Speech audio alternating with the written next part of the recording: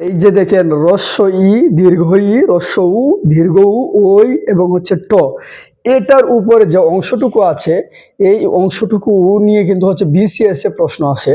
তো এটার নাম হচ্ছে এই যে উপরের অংশটুকুর নামগুলো হচ্ছে চৈতন অথবা টিকি বলা যায়, উর্নি, উরানি, শিকা, যে কোনো একটা নামে আপনারা বলতে পারবেন।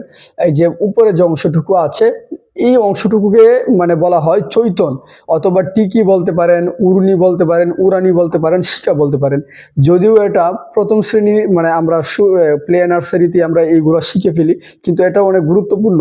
এটা বিসিএস ও প্রশ্ন আসে এই উপরে অংশটুকু কি বলে।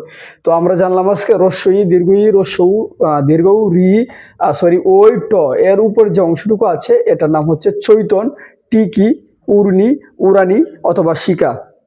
এরপর দেখেন এই যে ক এর যে এই দিকে যে অংশটা আছে, ফ এর মধ্যে যে অংশটা আছে, কিউ এর যে অংশটা আছে, ধ এবং ব বিন্দু র এর যে অংশটুকু আছে এটাকে বলা হয় আকৃ। এরপরে উ এর মধ্যে যে আমরা একটা বাঁকা অংশ এটাকে বলা হয় পাগড়ি। তারপরে এই যে ইউ এর যে এইটুকু অংশ এটাকে বলা হয় জুরাকৃ। এবং র এর মধ্যে যে আমরা এই অংশটুকু দেখতে পাচ্ছি, হ এর মধ্যে যে অংশটুকু দেখতে পাচ্ছি এটাকে বলা হয় ঘাই। তো আশা করছি ভিডিওটা ভালো লেগেছে আপনাদের।